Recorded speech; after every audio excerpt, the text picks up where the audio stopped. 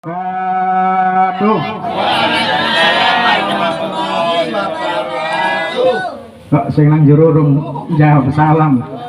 Nek jawab salam iki padha-padha slamatin dunya akhirat nggih. Assalamualaikum warahmatullahi wabarakatuh. Waalaikumsalam warahmatullahi wabarakatuh. Masih 20%. Biar 100. Assalamualaikum warahmatullahi wabarakatuh.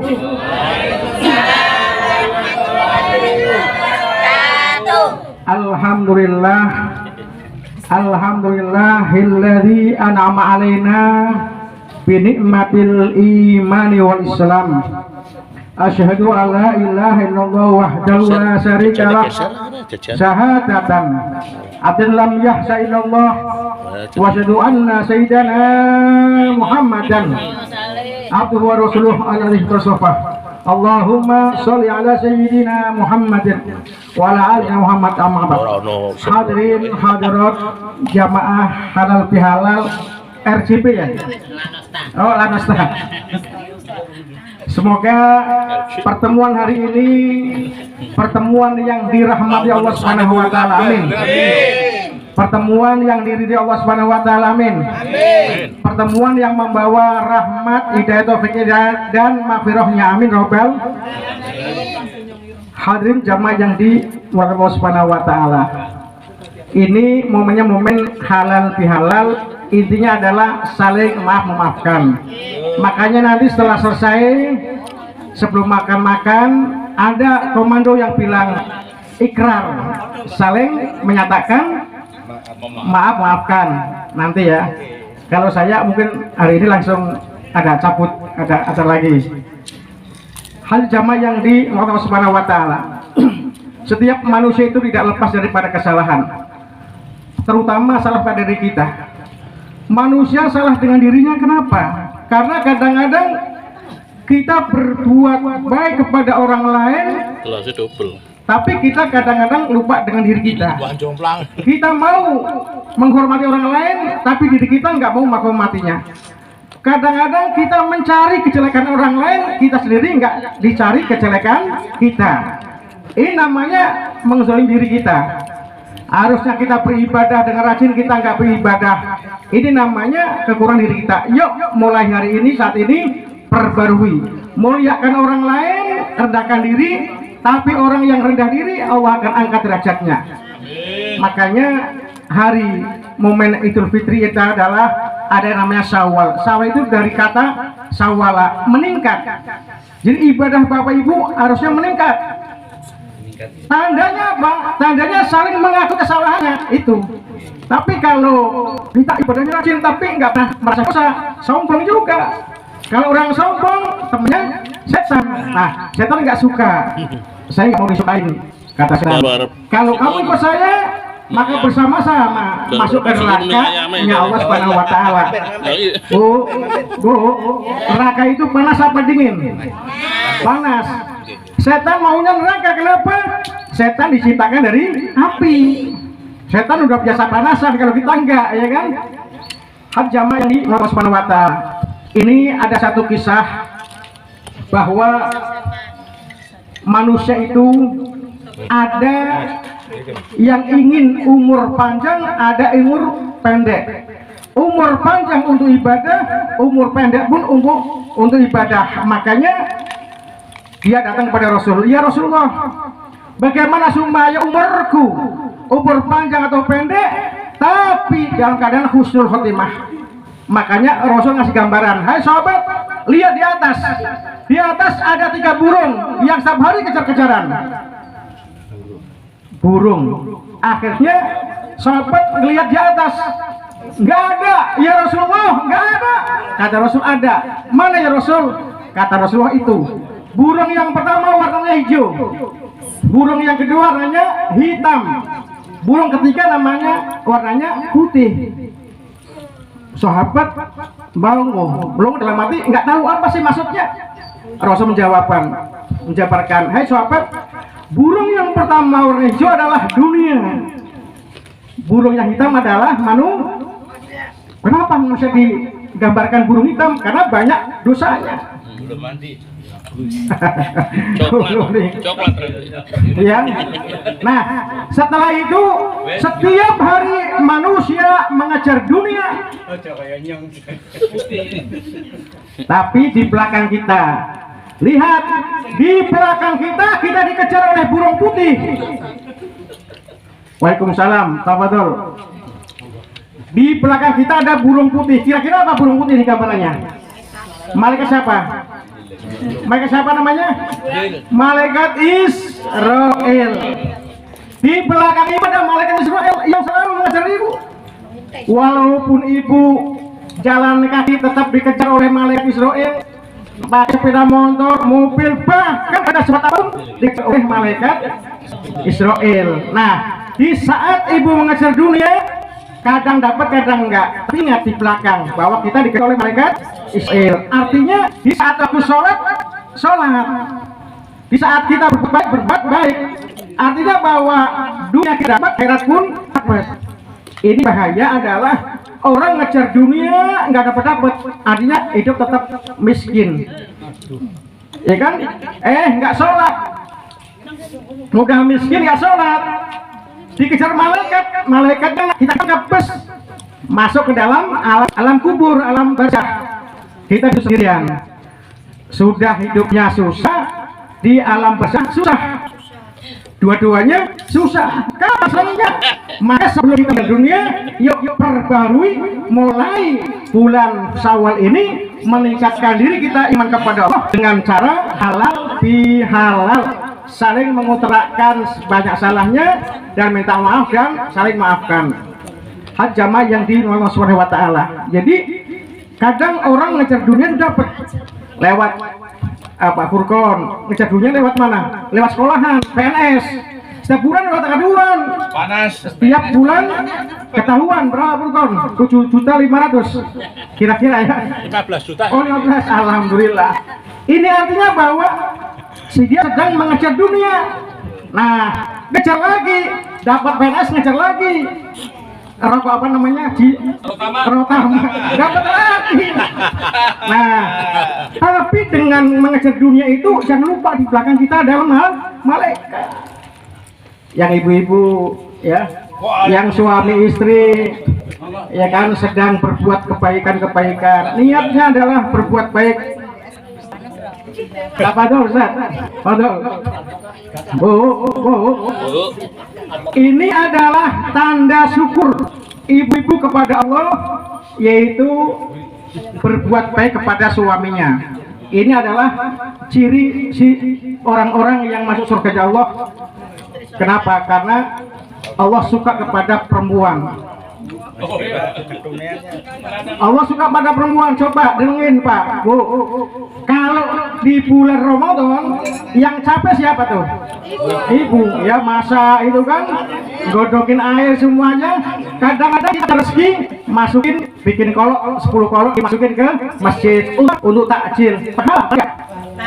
Nah, kalau mati yang masuk surga duluan adalah ibu. Maka ibu disukai sama Allah Subhanahu wa taala.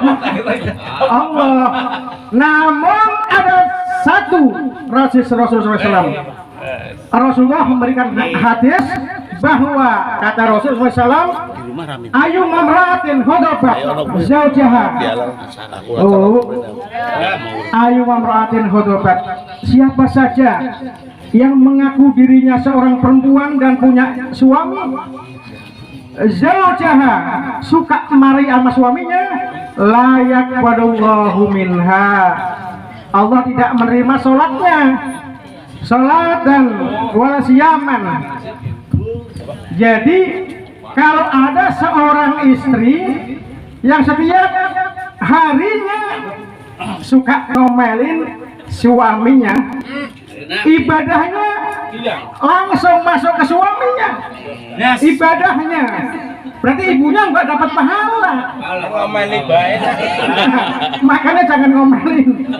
Nah, seandainya ibu setiap hari ngomelin suaminya, maka latak padullah, Allah nggak terima pahalanya.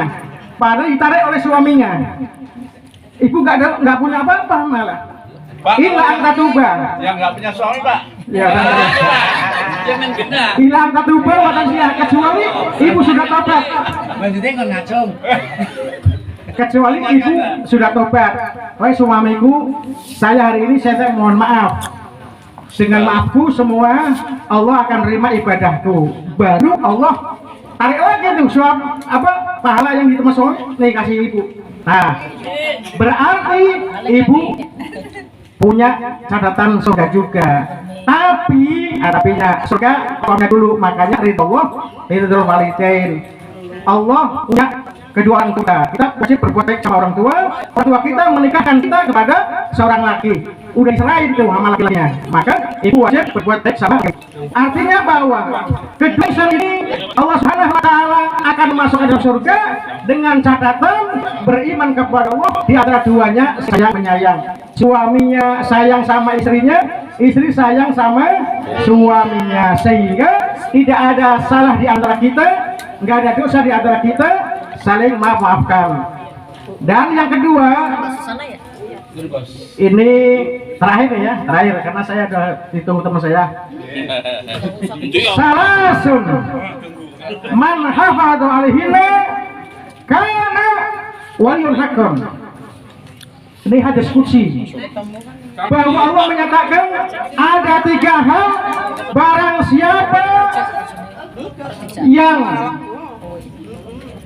menjaga 3 hal ini karena waliyun haqqan. Wali itu adalah kekasih Allah. Kalau orang yang menjaga hal ini akan dijadikan walinya Allah Subhanahu wa Ta'ala.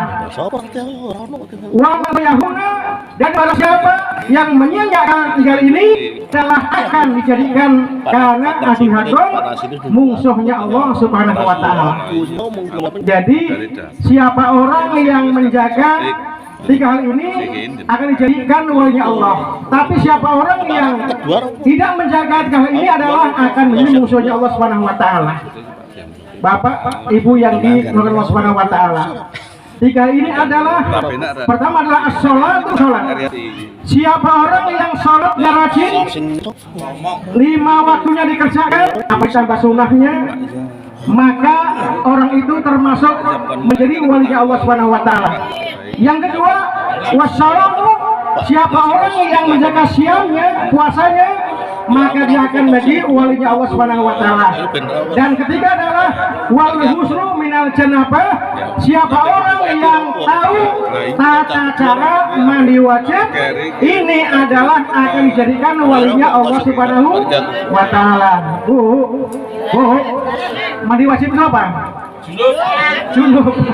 Apa ya? Siapa orang yang menjaga 3 hal ini, sholatnya bagus, puasanya 30 hari bagus, ngerti tata cara mandi wajib, maka orang itu akan dijadikan wali Allah Subhanahu wa Ta'ala.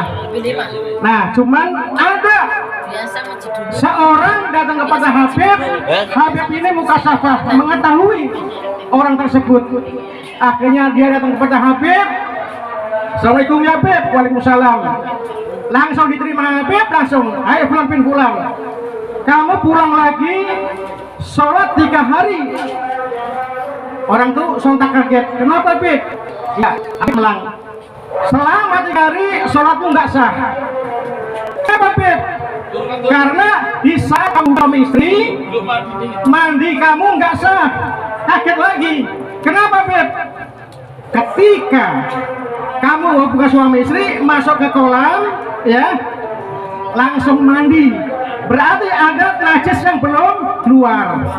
Kata Habib, ini yang menjadikan kamu nggak sah sholatnya. Kata orang tersebut, Habib, tolong berikan kami ilmu, apa caranya? Kata Habib gini, maaf ya, ini, ya, nih, hubungan suami istri dulu, ya selesai. Nah, umpamanya kok mau mandi, nggak? Dua-duanya. Mau mandi boleh, nggak mandi boleh. Tapi dengan cara wudhu ya. Wudhu, habis wudhu tidur lagi nggak apa-apa. Jam 4 pagi nambah nggak apa-apa. Nggak apa-apa. Iya. Nah, seandainya habis hubungan langsung mandi nggak apa-apa. habis hubungan, masuk ke kolam, baru nongkrong, ya kan, nongkrong. Habis nongkrong, Kelihatan lah, kelihatan nongkrong kelihatan. Kelihatan nongkrong. kencing. Kadang nasihat biar keluar. Ya, baru niat nanti tes besar. Nah, digabiur semuanya gabiur. Kita harus nongkrong karena itu masuk ke dalam dubur. Nah, ini namanya bersih. Tapi kalau ibu mandinya begini, ya kan? Kalau mandinya begini, ada nggak sah. Kenapa? Ada lampitan di dubur kena air. Itu yang menjadikan nggak sahnya sholat karena masih ada najis. Nah, di sini kata Habib, kerjakan kamu. Akhirnya dia terima kasih Beb dengan ilmunya. Maka dia pulang 3 hari kemudian dia sholat, ya kan, baru datang lagi pada Habib. Inilah bagaimana tata cara mandi wajib seperti itu. Harus masuk dulu, nongkrong, keluar najisnya dulu, baru mandi wajib.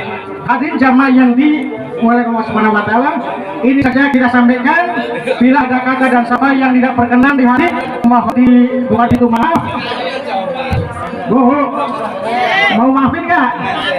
Pak, maaf ya. Saya minta maaf dohir maupun batin. Nah, apabila ada kata dan sahabat, saya mohon diberikan minta maaf. Bila itu saja. Wassalamualaikum warahmatullahi wabarakatuh. Waalaikumsalam.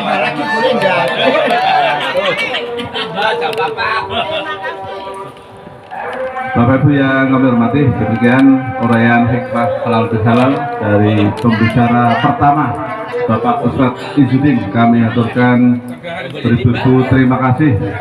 Jazakallahu khairan jazak. Mudah-mudahan Allah membalas semuanya dengan balasan yang terbaik.